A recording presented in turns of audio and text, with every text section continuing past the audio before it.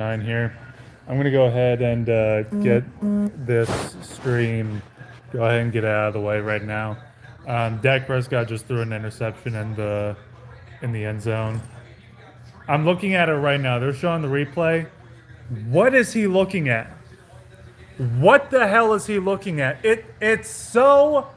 This is the game against a very very bad team with no hope and not nearly the amount of talent that we got. Our offense needed to show out. By the way, I'm not in my usual humble abode. Okay, I'm gonna be back next week. Usually, where I usually film my content, but content used loosely. But this offense, dude, it's it's disturbing how much they have to limit everything to accommodate Dak Prescott. Just even though for the last few years, according to Dallas Cowboy fans, Dak Prescott is an elite quarterback. Dak Prescott, look at his stats when he throws the ball down the field. Look at his stats when he throws the deep ball. And then we hear about the Texas Coast offense. And I'm just reiterating my point that I made last week. Here's this Texas Coast offense that's made to cater to what Dak Prescott is best at. It's made to cater around Dak Prescott's strengths. Well, what does it tell you when this new offense that caters to Dak's strengths is afraid to throw the ball past 5 yards? What does it tell you when we are terrified at the thought of throwing it at the sticks, attacking the sticks? I don't understand why the hell we made the trade to get Brandon Cooks in the first place. Didn't we say that Brandon Cooks was going to take the top off of the defense? How do you take the top off of the defense when you're afraid to throw the ball past 5 yards? What was the point of picking up Brandon Cooks if you're not going to use him the way he's best? Dak Prescott is a liability. He is he's holding this offense back. And he is eating us alive. Still, our defense crashed today. And I said last week, when you're only scoring field goals and your defense is not going to be there for you 100% of the time, that's when you're going to notice that there's a fucking problem with the red zone offense. I noticed it last week. I noticed it a week ago. Hey, Lois, remember the time? Hey, Lois, remember the time we only went backwards versus the New York Jets?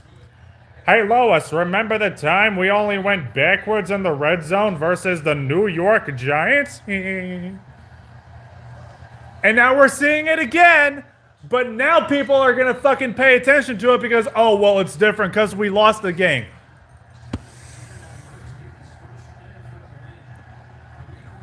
I've never, ever in my life have seen a fan base that is so self-conscious,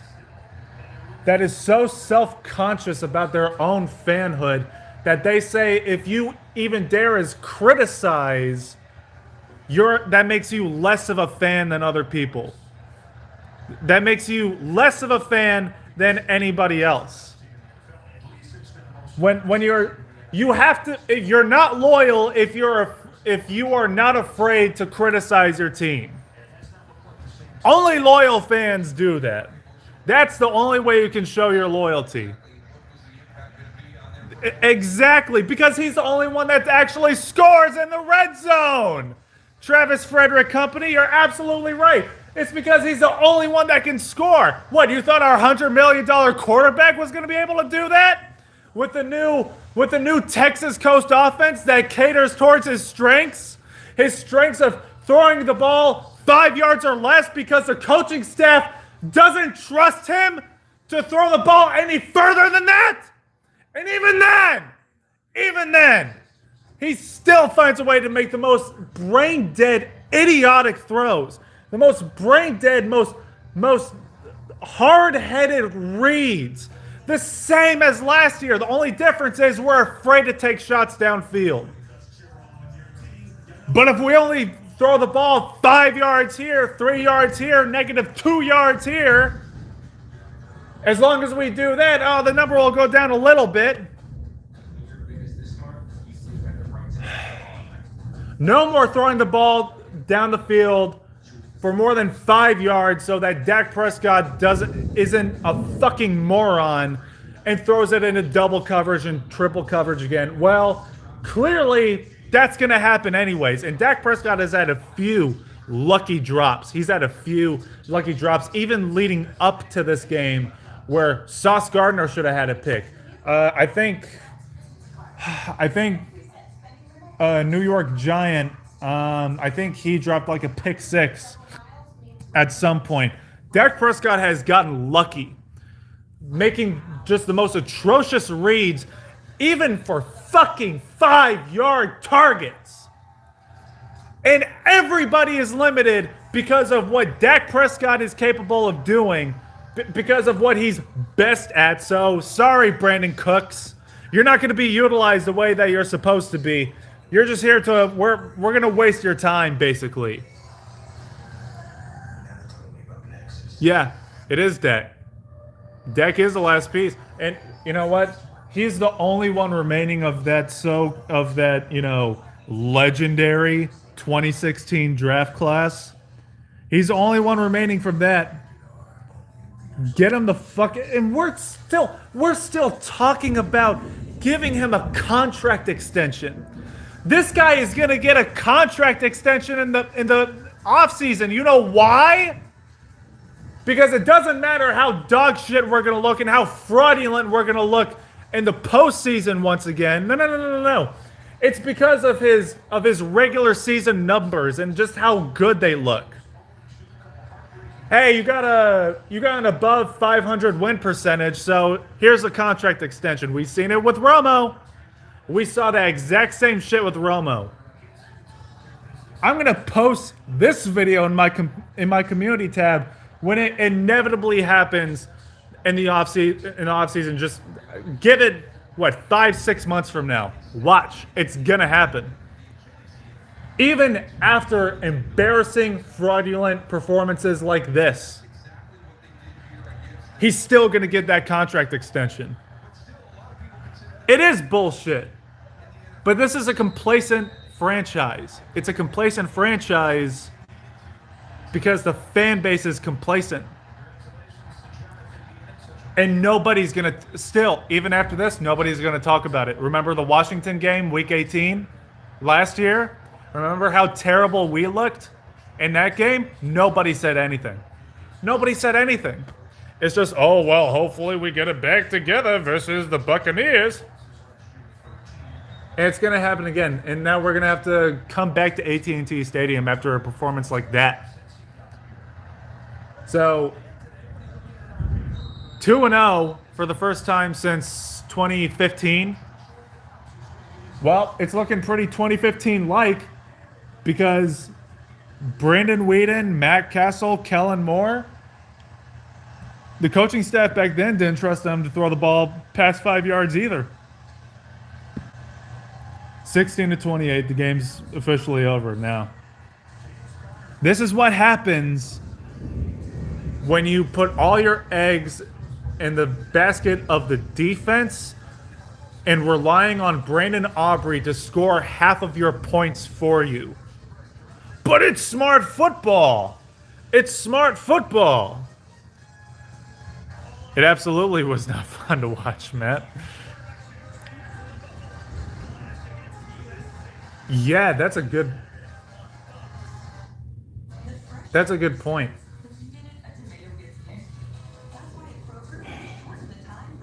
But oh my God, oh my God, dude, that when we went for it on 4th down early in the 4th quarter,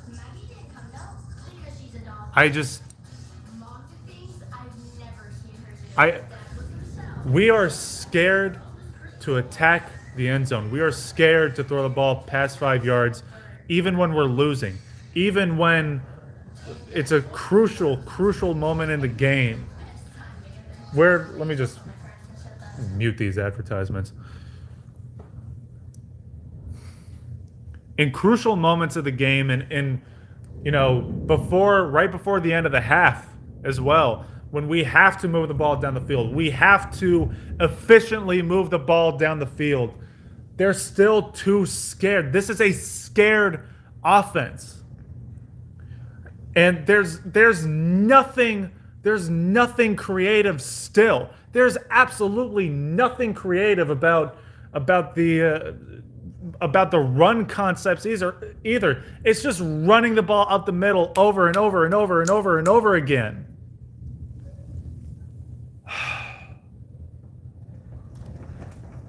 And I said last week, there are better quarterbacks in the NFL than Zach Wilson. So if your lights are going off, the thunderstorm just hit. If your defense is giving out and all you can score are field goals, teams with a better quarterback than Zach Wilson, like teams with Josh Dobbs, Mr. fucking rocket scientist over there, who almost beat us last season too against the Tennessee Titans Thursday night. Remember that? Teams with more competent. Okay, I'm back. The power is flickering on and off. When your defense is giving out and you can only score field goals, bad things are going to happen against more competent offenses. Okay, what you saw last week versus the New York Jets, that's not going to apply to every opponent, especially not in the fucking postseason either. I was hesitating. I was trying to give it a chance. Because it's a new offense. It's a new style. Here, you see it in the title. These are Cowfrauds. Again. And you're out of your fucking mind too if you think that these issues are going to be even acknowledged before the postseason comes around, because Mike McCarthy couldn't fix it last season or the season before that. 2021, he knew, or at least he should have known for 2 months, that our offense is hot dog shit, that our offense is terrible. He did nothing about it. People were making conspiracies. I still can't get over this. Cowboys fans were making conspiracy theories for Kellen Moore in this offense, saying that, oh, well, they're hiding the playbook until the postseason. You don't know what strategy is, you idiot. They're hiding it for the postseason. Simon said they're giving a rope-a-dope. No, because wild card versus San Francisco 49ers, we saw the exact same thing, and I'm seeing the exact same fraud offense that can only pad stats and play down to competition right now. I swear to God, Mike McCarthy is more overrated. I almost went too far. Mike McCarthy is just as overrated as Mike Tomlin. He is that overrated. He is that much of an overrated NFL head coach. He's up there with Mike Tomlin. He is that terrible, but he has good regular season numbers, so nobody cares. Okay, I'm going to read comments now. I'm sorry. I've just been ranting and the power has been going out. Yeah, exactly. What's sad is we play for... Mike McCarthy plays for field goals. He plays for field goals because even... We just saw it with our last drive too. The clock is running. I've never seen a team kill the clock for the opponent because the clock was running, and we were just running the ball, picking up 2 or 3 yards at a time. You have to punch the fucking ball in there through the air, dude. And clearly we can't do that, even with this offense that's so good and caters to Dak Prescott so much. It is incredible. And even at the 6.5 minute mark in the fourth quarter, they were doing a hurry up offense, trying to hurry up and get down the field. You wouldn't have to do a hurry up offense, only down two possessions with 6.5 minutes left, if you took a shot down the field. And for a little bit, in the third quarter, we were actually doing that. I was like, holy shit. We've rediscovered what throwing the ball deep downfield was, and then we go away from it.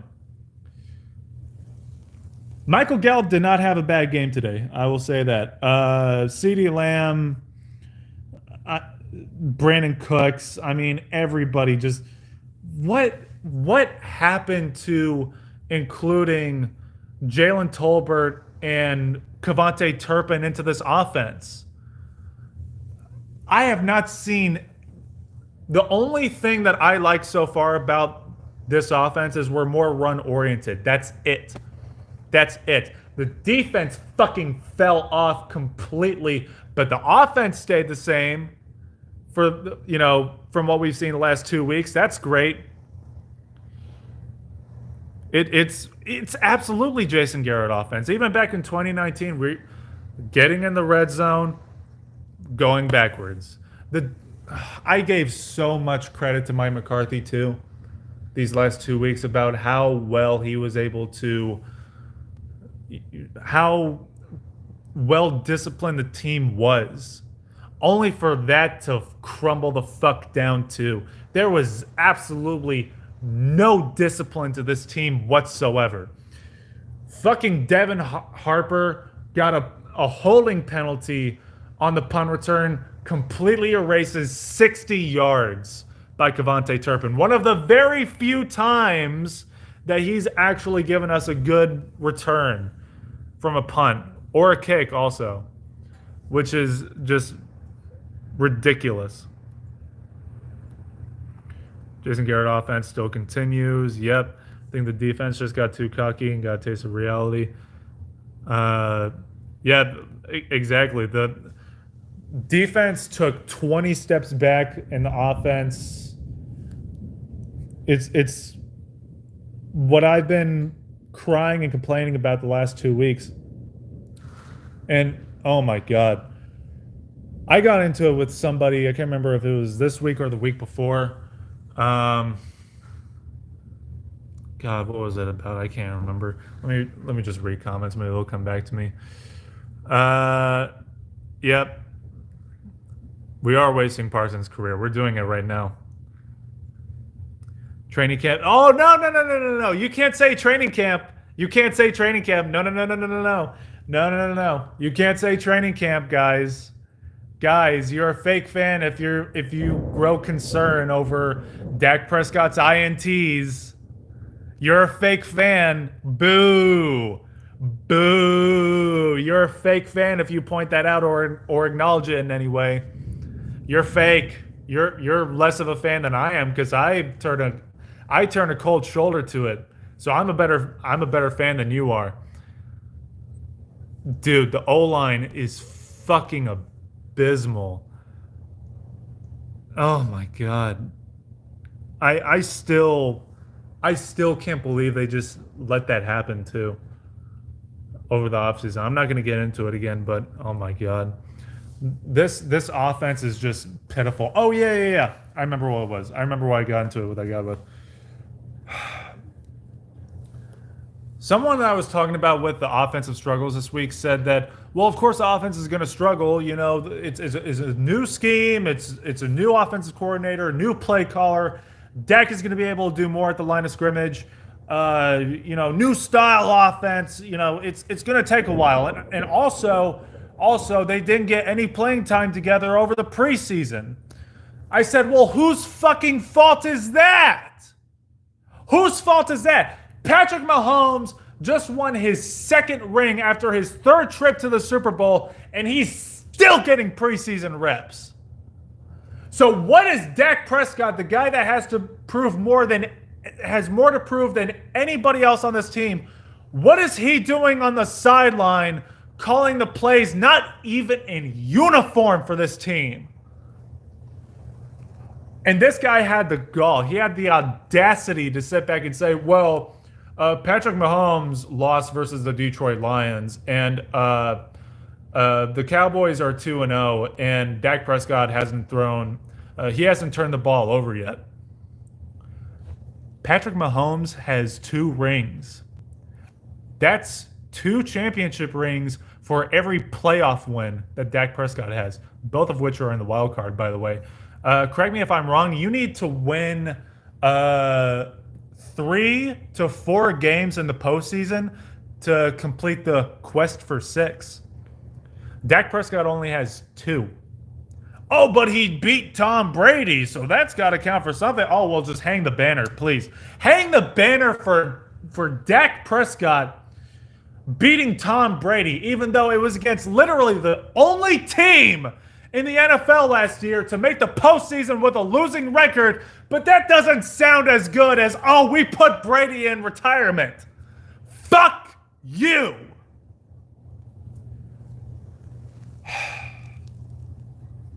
And on top of that, I still haven't even addressed it. Earlier this week, Thursday, we lose Trayvon Diggs for the season. And Stephon Gilmore, he has not looked good as a Cowboy. He got an interception versus Daniel Jones and the New York Giants. That's great. But these last 2 weeks, he's been getting burned. He's been getting burned badly. Did not look good in this game. Did not look good at all last week either. I appreciate that, Jacob. Yeah, triple coverage. I could not believe what I was looking at when they showed the replay. There were 3 red jerseys in the area, and this is a player who's in his 8th season with this team that already has his money. This is the guy that got outperformed by Mr. Irrelevant versus our conference rivals in the divisional round. And what's worse, he did not get even a smidge bit of responsibility for that, and neither did fucking Mike McCarthy. All of it went on Kellen Moore. Well, who are you going to blame now? I would love to see the Dallas Cowboys media team. I would love for them to post the mic'd up moments from our players during this game. I would love to see that so much. This is why you don't.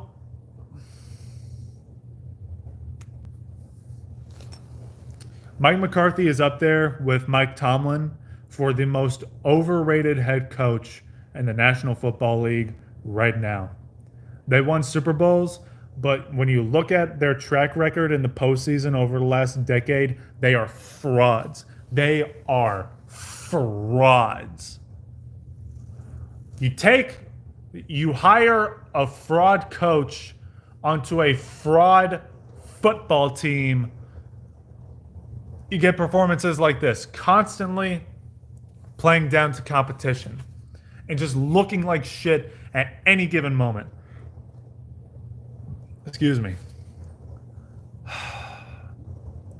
Oh yeah. Oh, CeeDee Lamb. Oh, he was pissed. Oh, they are so fed up right now. Oh my God. Hey, Dak Prescott, I hope you're ready for this post-game interview, buddy. I hope you're ready for this. I wonder what they're going to talk about.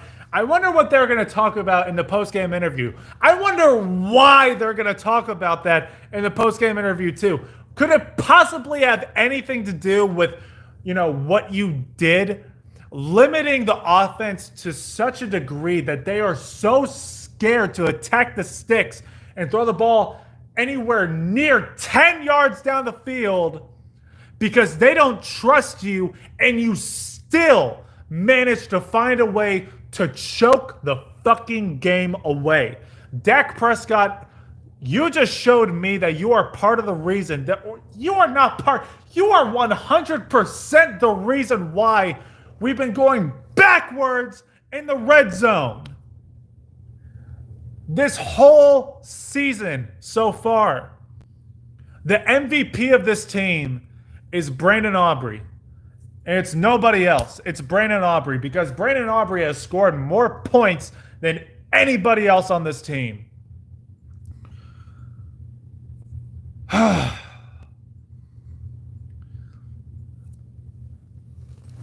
People like to say that the defense is the only one who won it. Yeah, dude. CeeDee Lamb wants to win. Fucking Zach Martin, he wants to win. Tyron Smith wants to win. I mean, that dude needs to be. He needs to have a cane to hold him up. Basically, that's how injury prone this guy has been. Oh my God. There are guys on the offense that need to win too, but Dak Prescott, it's both of you guys.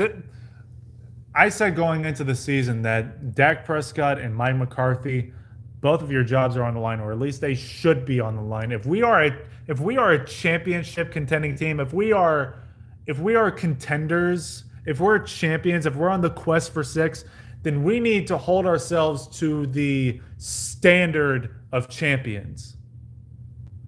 And going out and getting dominated, not even taking the lead one time against the 0-2 Arizona Cardinals with the goofiest, most incompetent head coach possibly in the National Football League, to look like that, to look that terrible. You're frauds. You're frauds again. This is a fraudulent team we're looking at. And with that being said, you guys should already know what's about to happen in January. We're going to bounce back from this. We're going to have a multi-game win streak. So people are going to forget that this ever happened, and that there's nothing to take away from this performance whatsoever, only to see it happen again in the divisional round this season. And then the Cowboy fans are going to come back and say, oh, well, you can't put it on Mike McCarthy. He gave us a 12-win season again. He gave us a 12-win season. So Mike McCarthy deserves all the credit in the world for our regular season success, but doesn't deserve even a smidge bit of accountability when it comes to our postseason failures. How's that for standards? Yeah. Brandon Aubrey's my favorite player too. And he was the guy that we were probably the most shaky about, coming from the preseason. we had like next to no faith for this guy, and he's come out and he's made, besides that extra point versus the New York Giants, he's made every field goal so far. And then you have Dak Prescott, who took the entire month of August off to look like this. Clearly, the coaches think that Dak Prescott is better than the rest of the team.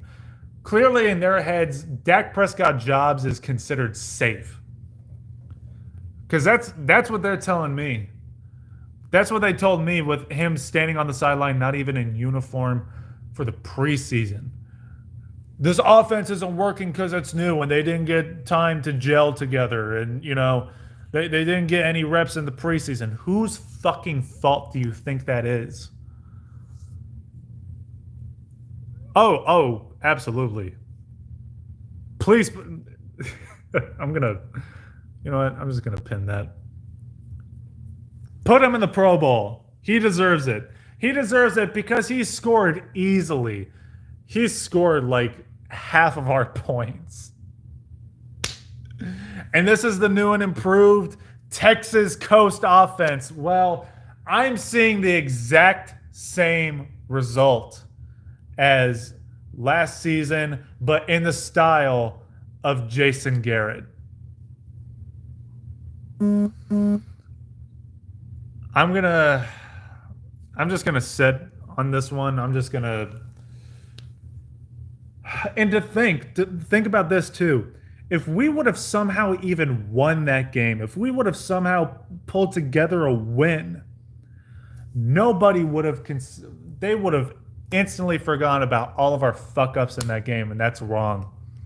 Even in a win, that doesn't mean you played perfect. People can still be held accountable. Dak Prescott, you need to be held accountable. Stephon Gilmore, you really need to be held accountable. Deron Bland, he's going to be our outside corner, it looks like, with Trayvon Diggs after the year. From what I saw early in the game, he did not look great. He got a penalty. He got beat over the top. He got beat quite a few times by Hollywood Brown. The ghost of Garrett, exactly. He's back, but he's not here anymore. When did Brian Schottenheimer get hired? Was he also part of the Garrett era? Because we hired him from within the organization. I don't know how long he was on the team, though. I'm going to have to look into that.